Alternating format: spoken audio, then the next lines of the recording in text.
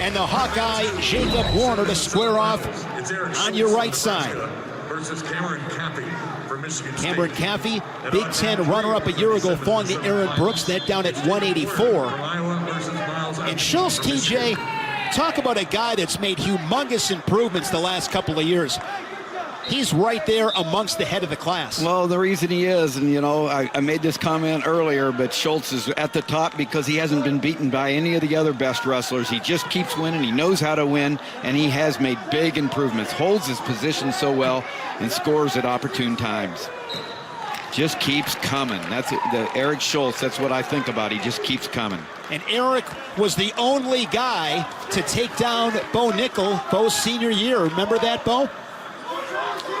Absolutely, I do.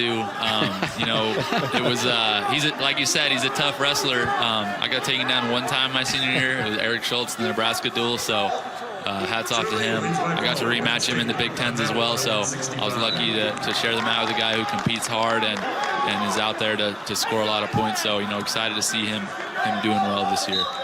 What was the result of that rematch, Bo? It was major decision, so got some bonus points for the team, but he was one of the guys that I had a hard time with.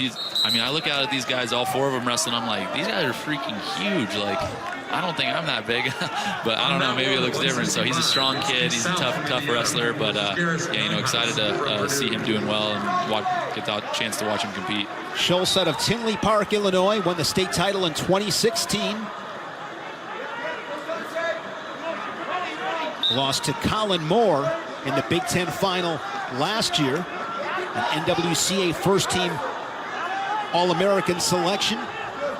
We have 3 Illinois high school products on the mat right now. Schultz and Caffey. Caffey from Carbondale, Schultz from Tinley Park, and then Warner wrestled at Washington, Illinois, from Tolono. Wrestled for Brian Medlin at Washington. So 3 Illinois preps. Nice finish work here by Myles Amine. He got in a shot on that leg, and the referee stopped it. Nick Rosso stopped it on a potentially dangerous call right there. So it's Amine was all the way in on a shot on Warner. Looked like he was going to collect the points, and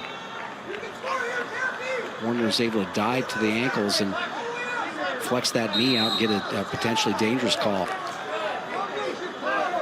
Amine, 3-time All-American. He's been 3rd twice.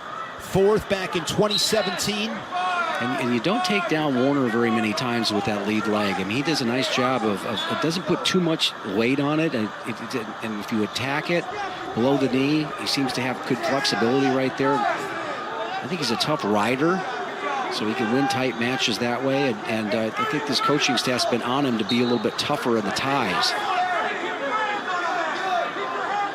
And we did the...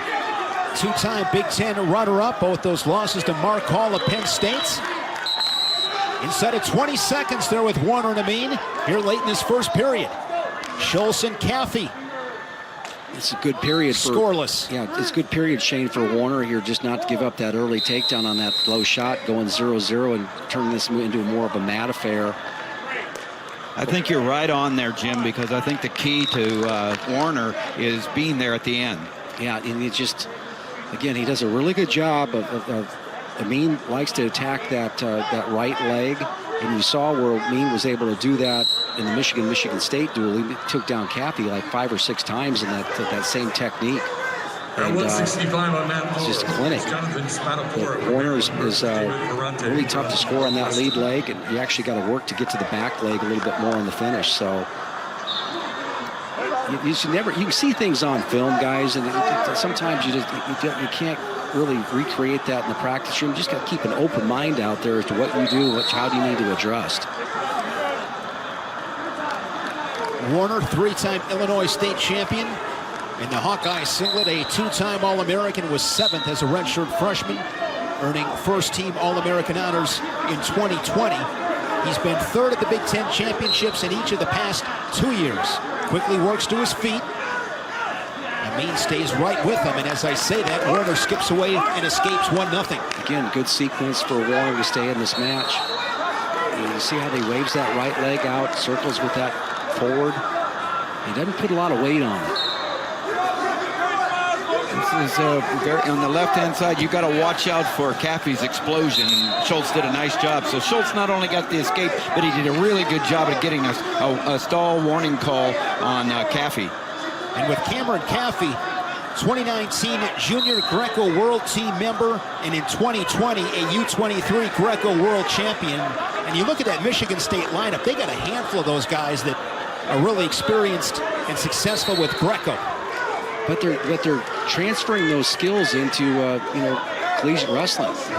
They going out there to hit some of the same techniques, but they're also getting pretty good at riding and getting out. Caffey doing a good job of he's got to keep Schultz off his legs, and he's done a good job of fending Schultz off Schultz's attack on the legs. That was the second stall call there, and so there's that extra one. So good job of keeping the right position, staying in the position, and you got to and being aware of Caffey's explosion. Good quick shot by Amine, but he couldn't get to the lead leg. So I get the sense that Warner's measuring that shot right now. And Amine is a world-class guy. Might see him change up something in his attack, but he hasn't been able to get to that lead leg. Amine coming off a redshirt season, qualified for the Olympic Games for San Marino, taking 5th place at the 2019 World Championships. Warner gaining confidence. Yeah, that composure is a big deal for Warner. He looked back, Tim, he looked back at his corner, you see him nod his head right there. Yep. Yeah, I mean, he's a guy that momentum is a big thing for him, composure, and then to be there at the end is really important for Warner. Warner's had a really good day, had a pin in a minute, and then 4-0 over Thomas Panola of Purdue. So yeah, he's got some confidence right now, wrestling well. Caffey got an escape there. It looked like it was close to being 2. The refs conferred. They gave him 1, so they're back to their feet.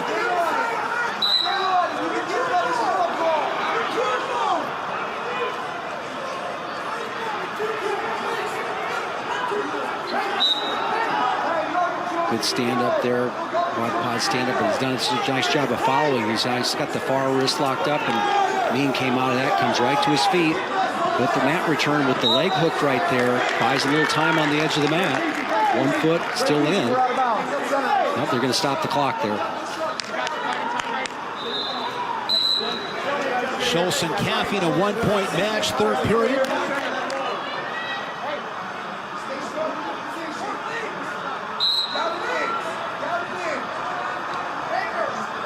Looks like they're questioning the riding time. Referee Nick Grasso, 141 left on time. It looks like 5 seconds in favor of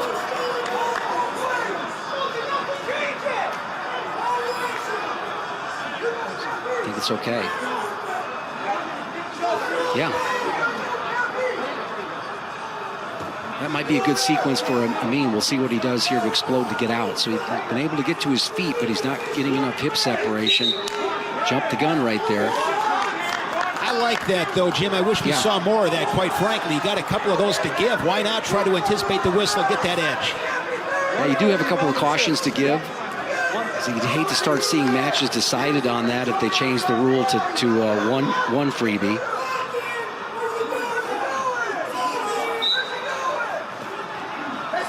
Right there, roll through. Again, Warner, tough in the top position, work on the cross wrist. Attack that. Now he's coming back, trying to sag back, looking to get the hands there. Good mat return. The stoppage of the clock right there. So I don't try to look for that. Eric Schultz of Nebraska. Really nice job, and that's a really nice job because Schultz has a stalling call on him, warning, but that was close on the edge. They call it action. They bring him back. So the stalling call and point against Caffey is going to be the difference in this match.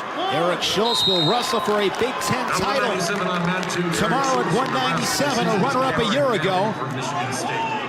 He'll look to take one more step up on that podium. 1-1, 60 seconds.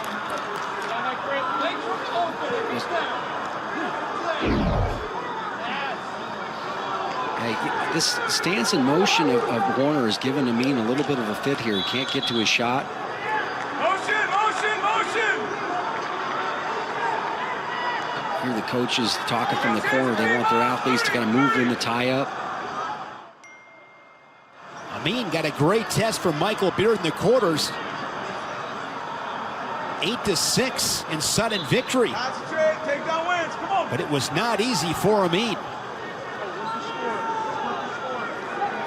Dig deep here, dig deep! Just 15 seconds left here in regulation. This is where Warner wanted to be, and it's where Amine has been very comfortable. He's won a lot of close matches, but for Warner to, this is according to plan for Warner. He's there, here we go. And again, good body language from Warner. I'm not saying that Amine has poor body language by any means. Exactly. He's the composed guy out there. Look for him to fake and shoot. We'll see if he tries to go ahead and attack that lead leg again.